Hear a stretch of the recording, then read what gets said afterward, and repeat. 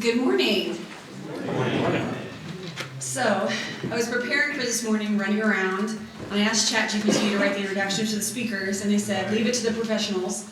So here I am, here to introduce Dr. Kyle Werner, who currently serves as the Deputy Technical Director for Naval Surface Warfare Center, Crane Division, NSWC Crane. Prior to this role, he has had many roles in support of defense and command, serving in the department as a department director of the Global Deterrence and Defense Department, where he's responsible for the overall strategic and operational direction of the department as it relates to the execution and development of technical capability. He also served as the command's director of engagement, where he was responsible for strategic command initiatives that contribute to advancing the command's robust and rapidly expanding innovation ecosystem. His background brings a breadth and depth of experience that he has come to share today related to innovation and technology happening within the Crane ecosystem. Please join me in welcoming Dr. Werner to the stage.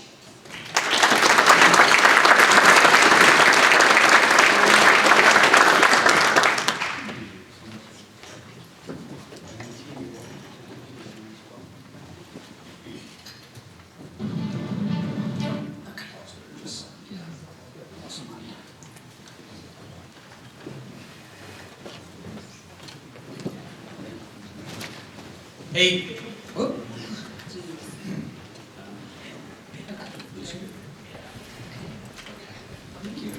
Hey, good morning, everyone. Emily, thank you for that kind introduction. Again, my name is Kyle Werner, Civil Servant at Naval Surface Warfare Center, Crane, for 26 years. Delighted to be here and share with you a little bit about Indiana's Navy base. I didn't come alone. I brought a team today. So it would be something if I would have Googled ChatGPT and said, how do you give an opening keynote? And it said to bring your friends. But I did not do that in the spirit of transparency. But I do want to briefly introduce my colleagues that will be part of this today.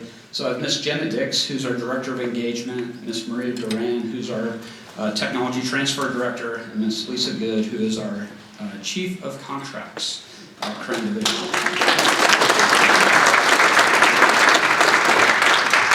Hey, thanks for the warm welcomes. I also have a couple of additional Crane colleagues here today that I'd just like to point out. So I have Miss Kaylee Diamond, who's our Small Business Deputy, and will be on my panel later today. Miss Julie Whitmer, who's from our Contracting Division. Miss Jamie Medlock from our Corporate Communications and Public Affairs. And then also Dr. Nate Husted, who I believe serves on the AFCEA Tech Advisory Board. So we're well represented today. You're going to have a lot of opportunity to connect with NSWC Crane professionals, understand a little bit about who we are, what we do, and how to connect with us. And when we get to that latter piece is when you'll have a chance to hear from the teammates that are here on stage with me today. But before we do, I wanted to just do a little stage setting and give some context to your United States Navy. So I've got just about a minute and a half video to help put into context about your United States Navy. Sorry.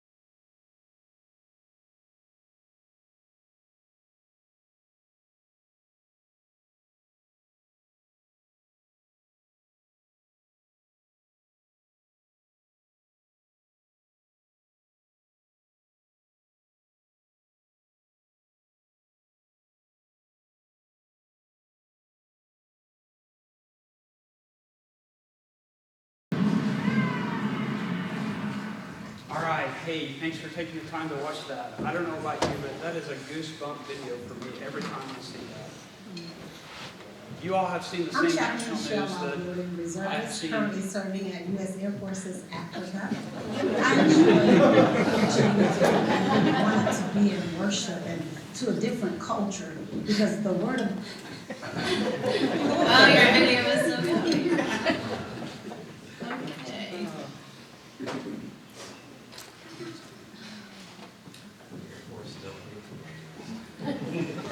It's just great to get much friends. Sorry, here we go. Yeah, all good. Okay. All good. Thank We you, did pay ma'am. quite a bit for the audio visual.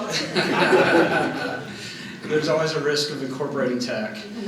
Hey, yeah, absolutely a goosebump moment. You all have seen the same news that we've seen over the last 15 hours, and you know that our Navy is operational and in the fight.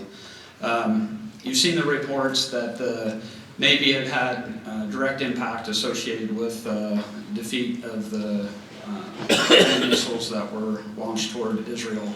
You probably also know last Thursday we had 2 naval surface combatants that came under attack of Houthi missiles in the Red Sea, as well as in January earlier this year. Your United States Navy is the very best Navy ever assembled in the history of the world. And they are operating every day with an absolute perfect score across the globe associated with interdicting and defending freedoms and the democracy that we hold dear. So absolutely honored to be part of the Navy here at Crane. I want to tell you just a little bit about Indiana's Navy base. And I believe many of you probably know, but there is a naval base in southwest Indiana called NSWC Crane. Anybody in the audience from outside Indiana? Or we got pretty much all Hoosiers? So we got a few from outside. At one point in our history, there was a tagline that it was a best kept secret of the Navy. And that is something we have moved away from for well over a decade now because we recognize there's no prize for being a best kept secret. So we've been all about having opportunities like this to be intentional around creating partnerships. So we're going to talk a little bit about Indiana's naval base in southwest Indiana. Our mission set's really driven around providing innovative solutions and readiness to the nations and our warfighters. We have a mantra that our culture is predicated on our #1 job is to support the warfighter. We're very mission focused and we take great pride in that. And really, we comprise our efforts of providing innovative sensor and weapon system solutions in a multi-domain area across 3 market segments or market verticals. We call them mission focus areas in our vernacular. That's strategic missions, electromagnetic warfare, and expeditionary warfare. And just by way of brief introduction, strategic missions, when you hear that, think of the nation's nuclear triad. The ability to provide the bedrock foundation of national defense from a credible deterrence standpoint. We support each of the 3 legs of the triad and have done so ever since 1959. Our largest customer today is the submarine-launched ballistic missile leg of the triad, in which we execute over 700 direct work years for that customer, which represents 70% of the totality of the nation's nuclear capability, the submarine leg. The most survivable leg, most clandestine leg. And ultimately, it is what has maintained the U.S.'s credibility for technological superiority post-World War II. As you look at the electromagnetic warfare area, this is all about manipulation of the electromagnetic spectrum associated with ensuring the fight is in our advantage. Whether we're conducting electronic attack, electronic protection, or electronic surveillance, we have multi-domain systems that are from seabed to space associated with manipulation of the electromagnetic spectrum across a wide range of frequencies to include RF, millimeter wave, optical, and beyond to ensure that we're always in a position to have non-kinetic effects that are to our advantage. And then the expeditionary warfare is predicated on this novel, intimate relationship with our nation's most elite warfighters that are expeditionary in nature. Think of Navy SEALs, Army Rangers, Green Berets, Delta Force, the Naval Expeditionary Combat Command. Those individuals that carry a lot of the mission profile in the CPU that's between their ears to conduct a mission assessment. In each of these mission areas, ultimately it's our responsibility to work with the uniformed service members to understand their operational requirements, translate those requirements into specifications, and then competitively procure material and service solutions that ultimately lead to capability being fielded to those warfighters. As I move into kind of the forward-looking vision, we have been super intentional for the last 15 years to focus on those 3 market verticals, to be a distinguished, recognized, indispensable mission expert associated with each of those areas, underpinned by technical credentials, volume of workload that we have, unique and differentiated infrastructure investments, and also depth of research portfolio leading to next generation solutions. And ultimately, we've been super intentional about innovating within our highly technical workforce and then creating strategic partnerships. It's on the buildings downtown here in Indianapolis, of Indiana being a great place that works, or a state that works. Crane is a warfare center that partners exceptional compared to many of the other activities, and we take great pride in partnering. A little bit of Crane by the numbers. So I'll start with top right and kind of work my way all over this slide. But today we represent over a $3 billion economic impact. We put over $850 million into the Indiana economy. That's over $2.3 million a day. We have a great relationship with small businesses. Kaylee will speak to this on the panel this afternoon, but you can see $484 million was put into small businesses in the fiscal 23 timeframe. We have a very highly technical mission. We are a Naval Laboratory, and the workforce has many advanced degrees. You can see the scientists and engineers represent roughly half the workforce. When you stack our highly skilled technicians on top of that 49%, you have 2/3 of the organization that is technical in nature, educated and experienced. Advanced degrees is something we pay a lot of attention to, so you can see roughly 1/4 of the workforce has advanced degrees, both doctoral and masters. Great partnerships with the R1s in the state and beyond.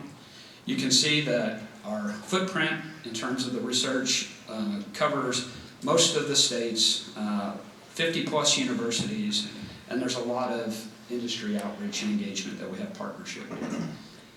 STEM pipeline is something that we have been all about. Everyone knows it's a people business. And the ability at the Westgate Academy, that's in the State Certified Technology Park, that is immediately outside the West Gate of Crane, what we refer to as the Crane Gate, houses this partnership as well as a number of the offices you'll hear from today and an opportunity to connect with. 11,000 or 10,000 plus students served on an annual basis, which is a pretty laudable number, particularly in a rural environment in Southwest Indiana. I want to talk to you just a little bit about our business model and the strategic priorities we identified. So probably less than well-known fact is we operate under what's called the working capital fund model, or specifically the Navy working capital fund model. Only about 17% of the entire Department of Defense operates in this capacity. So when the President signs the defense budget and the dollars are appropriated to go to programs and platforms and areas to execute the defense budget, there's not a single dollar that goes to NSWC Crane. So under the working capital fund, we have to essentially operate like a business. We have to scan our external environment. We have to create value for customers. We have to go out and do business development to generate demand. We have to set rates competitively. We have to generate net operating result. Essentially, we have to create value to keep the gates open and the lights on. The biggest difference is we target a 0 return every biennium. So every rolling 2-year period, we must break even. If we end year 1 with a positive NOR, it impacts our labor rates to the good in the following fiscal year. If we end with a slightly negative NOR, it impacts our labor rates to the bad the following fiscal year. So very much, like you all in the audience here, we have to hustle, right? We have to be very keen to our external environment. We have to assess our internal equities and strengths. We have to position ourselves to be deep national technical experts and generate demand in those 3 mission areas. hence that we've been steadfast to those three over the past 15 years. As we look at the demand in our environment, based on defense spending, the geopolitical environment and such, demand is good. We have seen significant growth and we have demand that has far outpaced our supply. I can see a vibrant shaking of head from Dr. Husted here. In order to understand how to best manage that demand, we have a prioritization process that has really allowed us to focus in 4 distinct kind of growth areas that align with those mission focus areas, and they're represented here. I won't go into too much detail on them at this time, but I wanted to let you know you'll have additional information that will be forthcoming by the end of October. That'll be a Distro A business plan that'll provide additional depth. But when you think about the growth of NSWC Crane and areas that we're going to target based on our assessment of the environment combined with internal strengths and our overall organizational strategy, it's reflected in these areas. Fleet readiness and modernization ties to the current Navy that's deployed and underway, operational in the Mediterranean Sea, the Red Sea, and increasingly focused on the Indo-PACOM environment.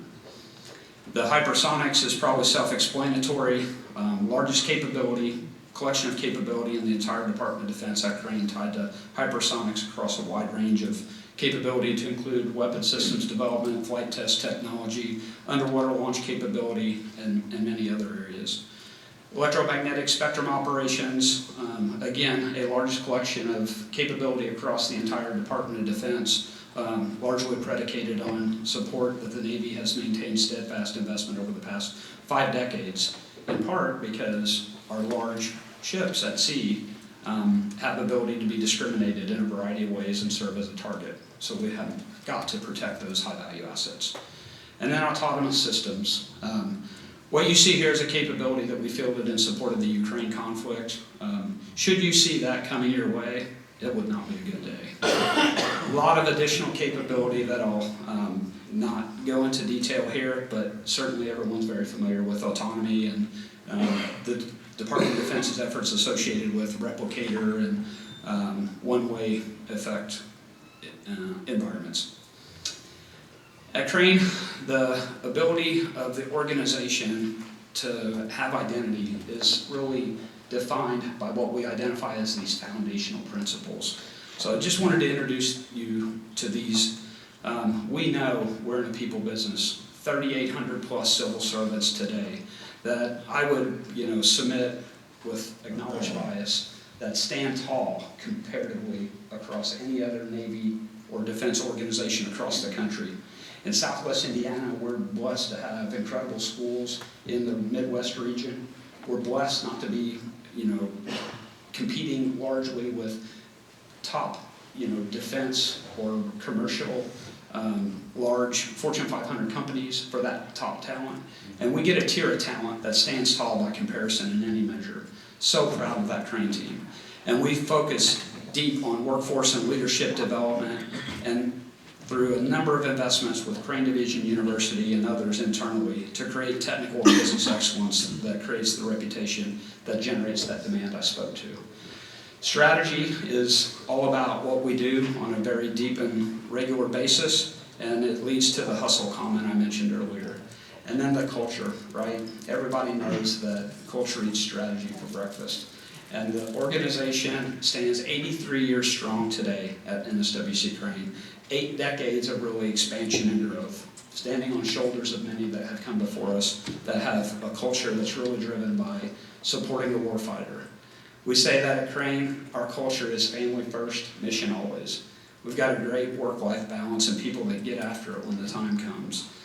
And then the last piece of this is really tied to those partnerships. So in the introduction, you heard about the ecosystem and the outreach. You know that there are many efforts at Crane that tie to connecting with Crane that will be discussed with my future teammates here. But this last one is around innovation ecosystem engagement.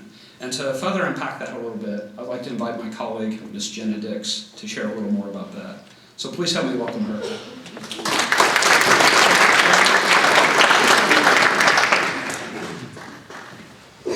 Hey Hey, thanks everybody. So as Kyle mentioned, these foundational principles are really how we do the work that we do. And so you heard who we are as NSWC Crane, what our mission is, but these foundational principles are ingrained in us and how we do our work. And so that innovation ecosystem engagement being a part of that culture in our organization, I think starts to tell you a little bit about who we are and how we view strategic partnerships. So when it comes to the way that we do our work and our mindset from a partnership standpoint, we really rely on this innovation ecosystem model. And it's something that really sets us apart from other Navy labs and even other defense labs. In 2019, this model was studied by the MIT Sloan School, identified as a best practice from the White House Office of Science and Technology Policy, and then independently endorsed by the National Security Commission on Artificial Intelligence. So this model really is something that is unique and something that we hold dear. So as Dr. Werner mentioned, the mission sets of Crane are incredibly relevant, not just to the Navy's mission today, but the mission of tomorrow. And we know that as that demand continues to come to Crane for our products and services, we have to continue to reach out into the ecosystem and create mutually beneficial partnerships that will allow us and enable us to meet our mission. And so what you see on the slide here in this model is really just a depiction of a networked approach for how we do our business. So on the model here, you will see entities like academia, you will see traditional defense industrial base type partners, and non-traditional partners, small business, entrepreneurs, state and local government, other federal and defense agencies, but all of these different entities are really critical for us to be able to achieve our mission. And so whenever we talk about partnering, you're going to hear from my colleagues here in a moment, from Maria in technology transfer and Lisa from the acquisition and contracting side, but there are multiple ways that we partner, and so you'll hear a little bit more about that. But when we talk about partnering, we're talking about more than just buying stuff, right? Which clearly we buy a lot of products and a lot of services, and Lisa will share that with you. But we partner in order to educate our workforce, we partner to help create the workforce of the future, to do research and development, to insert technology into defense systems, and then to ultimately really accelerate that delivery of technology to the warfighter. So, this approach is something that is really ingrained in us. I think Dr. Houston could share with you probably the value of creating industry partnerships, the value of creating academic partnerships. It's certainly something that we have been intentional about over the last several years, in knowing that as a nation, as we face challenges, that in order for us to best deliver technology that's going to keep us all safe, we have to be willing to look outside of our gates and partner in new ways. And so one of the ways that folks generally first come into our ecosystem is through our technology transfer program. So whenever new folks have maybe technology they want us to look at, or partnerships that they think from an R&D standpoint would be mutually beneficial, they'll come into the technology transfer program, which really acts as a front door for our organization. And so Maria is going to share with you a little bit more about what that program is, and then how you can engage with us via tech transfer.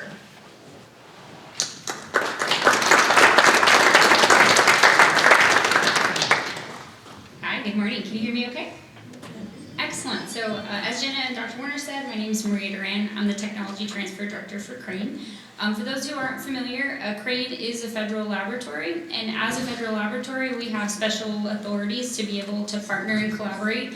That's actually how we get the job done, is using these technology transfer mechanisms that are available to us. So if you're looking at the slide, kind of what's being depicted here are the different types of agreements that we have available to us. Just so you're aware, we presently have 338 partnering agreements active at the moment across 37 states within the United States. Those partnering agreements are everything from research and development, educational partnership agreements, for example, for the STEM activities that Jenna was speaking of. We also do work with private party, which is essentially you may have services or lab capabilities that you need, and we may have them for you, and we may be the only show in town that can support that effort to you, and we're happy to do that with our specialized personnel at Crane.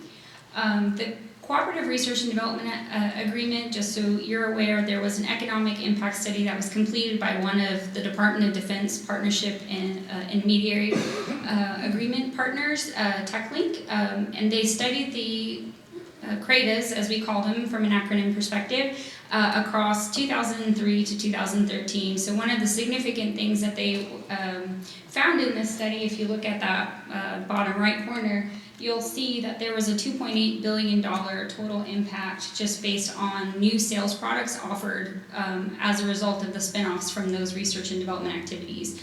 So the cool thing about these different mechanisms is it allows us to partner not just with industry but also in academia.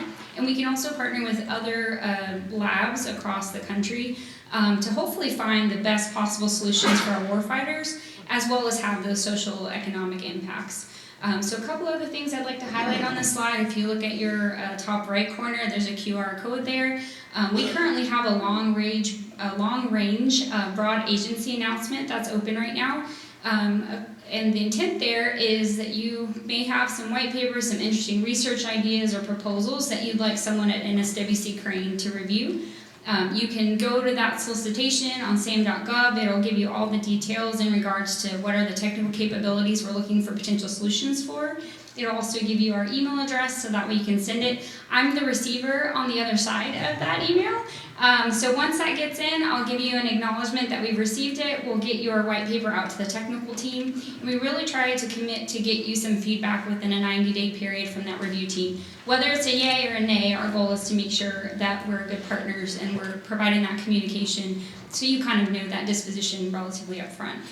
The great thing again about this BAA is it crosses a bridge between both the non-FAR, so non-federal acquisition regulation type agreements that fall within the technology transfer, but also within contracts, because if this seems like something that's more of a collaborative approach that is pretty early on basic research, we may go, for example, a cooperative research and development route.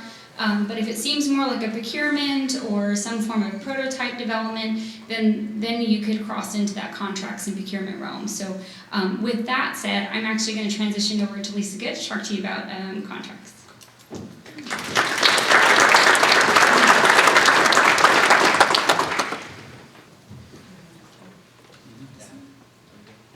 Hey, good morning, everyone. So let me start by distinguishing a little bit about how my office differs from the folks that you heard from already today. So the contracting office or the procurement office at Crane specifically has authority to obligate money on behalf of the U.S. government. So we actually write binding agreements and obligate funds on binding contracts and vehicles that allow us to buy services, supplies, research and development from industry, right? So just wanted to mark that as a distinguishing characteristic of my office from the others. And so as Maria mentioned, the BAA, or the broad agency announcement, it's out there. It's an open call for white papers to propose research and solutions to us. It's not a specific solicitation for a specific technology. It's wide open. So if you have a whiz-bang idea that might solve some of our problems and you can write it up in a white paper, I highly encourage you to take a look at that BAA and submit your white paper.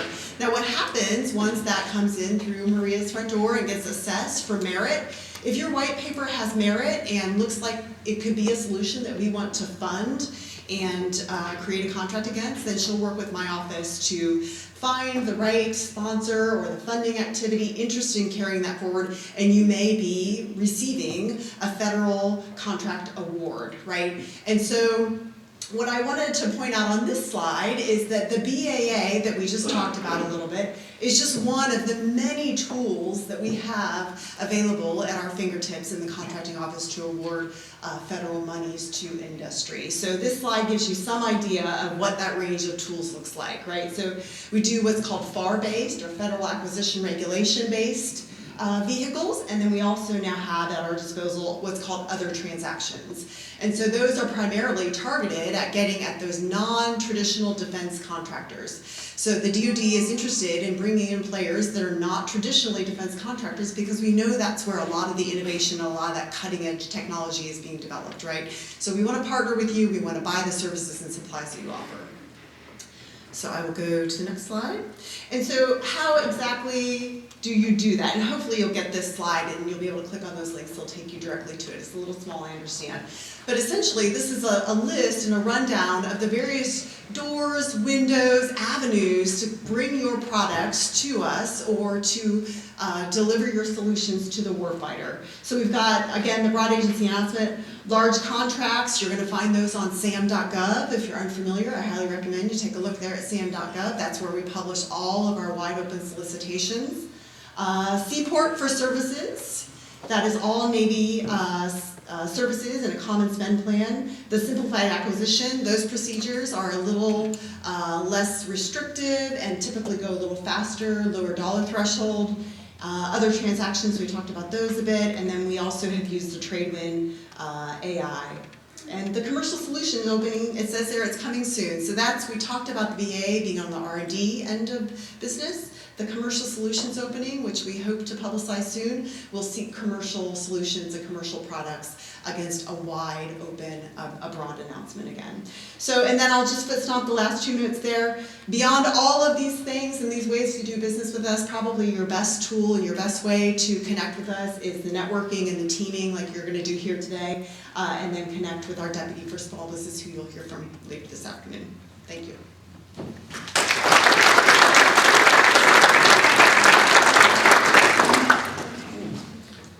Hey, thank you, Lisa. Hey, so as we kind of take a little bit of a look at where we've come from, so we wanted to talk a little bit about who we are, what we do, and how to connect with us. A couple of comments on the slides. So they are marked Distribution A and Limited Distribution. They'll be made available for all the attendees. Happy to do so. And then one other data point that wanted to work into the conversation. As an effort tied to the outreach and the partnerships, we have been committed over the last, I think 18 months now, to host these quarterly events we call Connect to Mission. They occur down in our portion of the state at the Westgate Tech Park at the Westgate Academy on a quarterly basis. And we generally kind of focus in each of those mission segments and talk about the workload and the upcoming opportunities. So be on the lookout for those additional announcements that are through all of our social, that you would have an opportunity to network with Crane current partners and also hear about upcoming opportunities. Okay, so before we transition into Q&A, I wanted to share just a little bit of perspective from historical numbers to current day to create what I believe is an opportunity that should excite you about an expanded partnership with Crane Division. In 2017, I had the opportunity to serve in the role that Jenna is in today as our Director of Engagement. In November of that year, I published an op-ed in Inside Indiana Business around Indiana opportunity to work further closely with Crane. In that op-ed, it contained some numbers associated with Crane at the time. At that time, my goal was then to draw the comparison to modern day. So at the time of publication in November of 2017, we had 3,200 civil service personnel. Today we have 3,801 civil service personnel. In 2017, we had a $1.3 billion business base. Today we've more than doubled that at over a $3 billion business base. In November of 17, we had a contract total obligation award for fiscal 17 of $785 million. We just closed our fiscal year Monday, and the contract obligation award for Crane Division was $2.8 billion, more than 3 times what it was in 2017.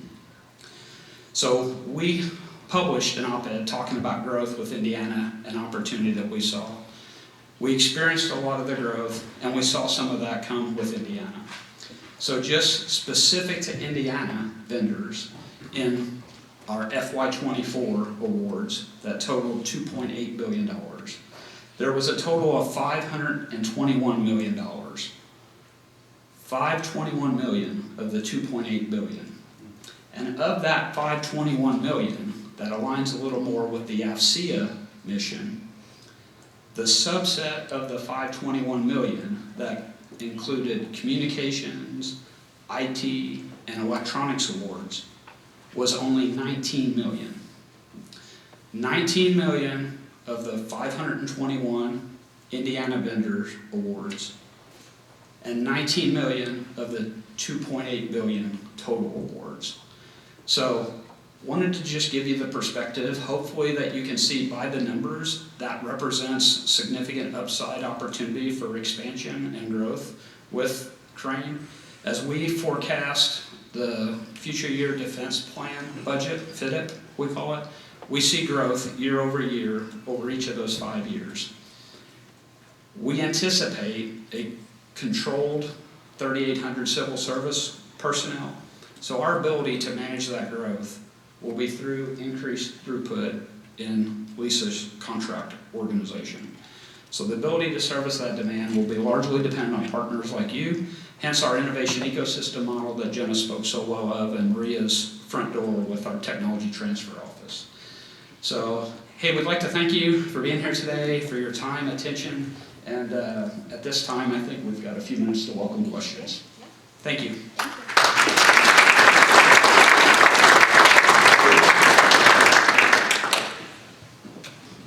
Questions for Dr. Werner?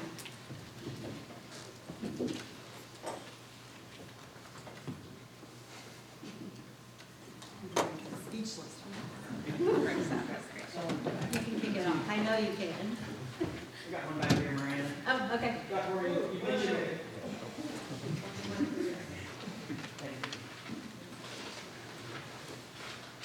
Testing, there we go. Dr. Werner, you mentioned the amount of growth that Crane's seen from 2017 to today, and it is impressive to see. And I think all of us here that came today are here to support that growth and help you execute your mission. Could you speak to any of the automation tools and processes that NSWC Crane and specifically is looking into to help with the increase in demand and the increase in support from industry? Hey, thank you. Greg Sapp from MetroStar. Thanks for that question, Greg. Longtime supporter of Crane Division. Yes, the ability to scale is often a challenge for any business after you experience initial success. It's something that we have been intentional about through a variety of different efforts, like the Connect to Mission, like the outreach with the engagement office, the small business office, the tech transfer office. We did not yet mention the Midwest Tech Bridge, but that is a node that we have that was part of Jenna's ecosystem graphic that is available at the Westgate Academy in an unrestricted capacity. And part of the ability to scale with the offerings from industry that we are on the verge of creating is a CRM type solution through TechBridge. And Maria is probably best positioned to expand on that a little bit. So Maria, can you share a little bit where we're headed with it? Yes. Okay. Microphone. Here we go. Yeah, absolutely. So we've been working to find an appropriate CRM solution. We all have different avenues, but we do a lot of outreach. So obviously we want to make sure that we're keeping in touch with who we have spoken to and doing that follow-up as great partners do. We have a couple of solutions, one of which we've pursued through kind of our parent organization from a technology transfer and Midwest Tech Bridge perspective, which is Naval X, that they've already procured a solution through Salesforce at this point. But if you've ever worked with Navy IT, you'll learn that there is a process anytime you try to incorporate information technology, and it can be quite lengthy. So in that particular vein, we have had this tool potentially available for about 9 months, but we're still working through an authority to operate. and some reciprocity issues there. So I would say any IT solutions that you may have as a potential opportunity to incorporate at Crane, just try to take that into account, and what types of things the Navy would require from a cyber compliance, ways to integrate into existing systems, because that in and of itself can be a very long process and potentially a barrier that you'd want to kind of investigate before you put that proposal forward. So as we go forward to our Connect to Missions, look for an update on the Salesforce CRM solution as the ATO is approved from the Navy. And then, the other perspective of that is, if any of you out in the audience have seen other activities, governmental activities, laboratories across DoD or elsewhere that have a front door that would create that CRM solution that you feel is effective, please do let us know. So there is, that's just indicative of the partnership at Crane again, right? We love to leverage where possible. So would welcome any inputs that any of you all might have seen elsewhere on that as well. Thank you, Maria. Hey, Dr. Kyle and probably panel, Shad McGregor, Mantech. As we talk about industry and the growth that you guys have had at Crane, we local know the growth. We've been a part of it, we've seen it. However, as we talk to industry, other partners trying to come into the area, and as we try to get corporate buy-in to invest in the area, we're looking for resources, and some of which we've seen, small business, how much growth there is there, but do we have any distros that show, say, the differences in the contract vehicles? Lisa, to your office, DTIC versus the seaports versus any of the other opportunities. The OTA market is thriving in our area. Do we have any sources to retrieve that information and show what opportunities are out there for larges, smalls, any of the others out in industry?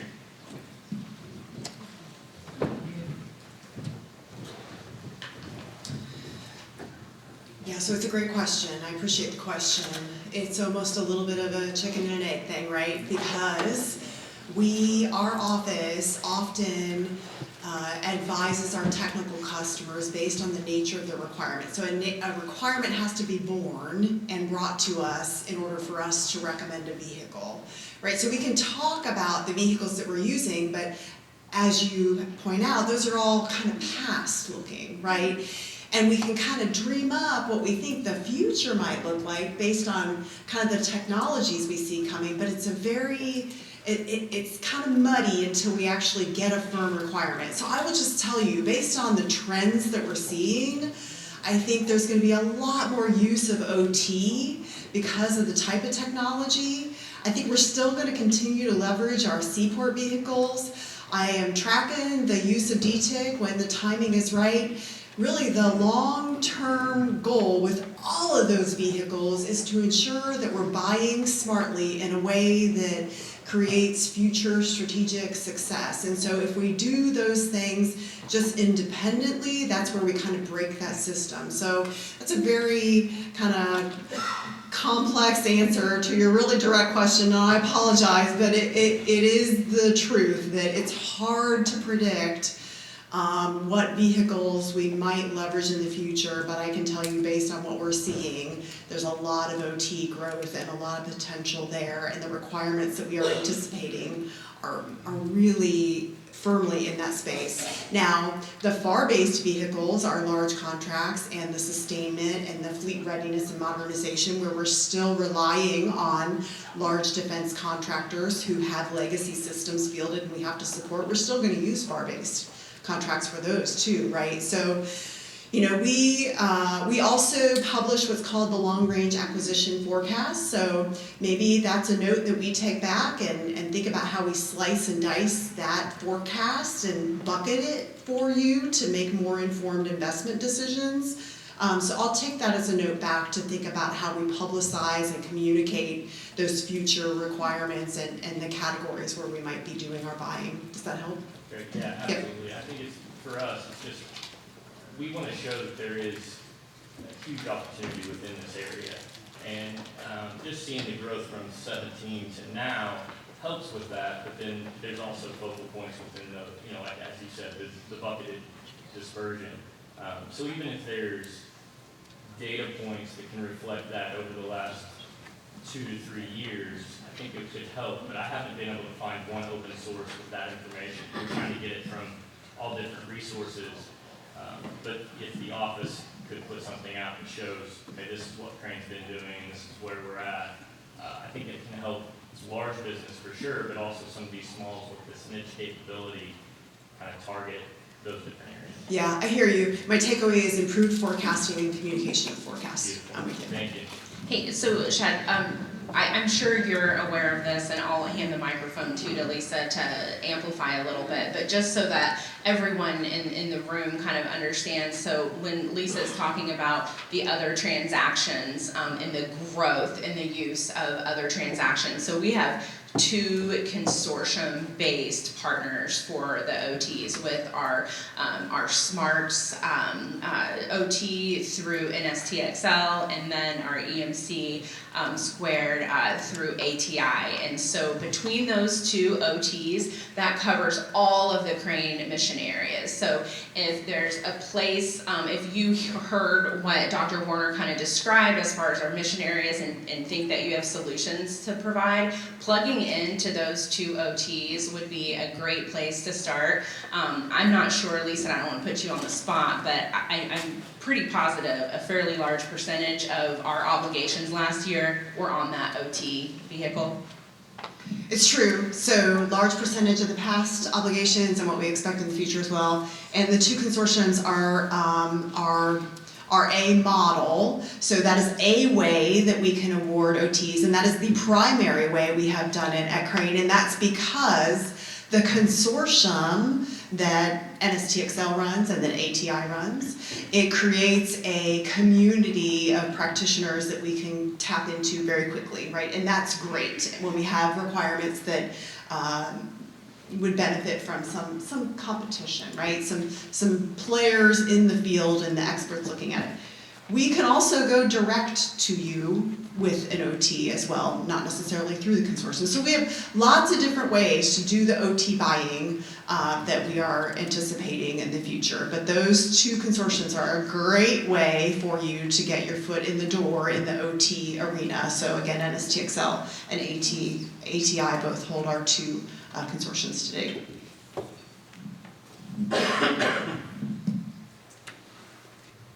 Any other questions? Going once? Going twice? All right. Thank you. So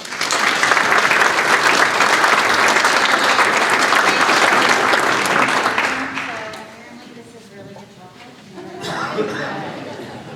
The brand is very popular around here, so yes, thank you so much.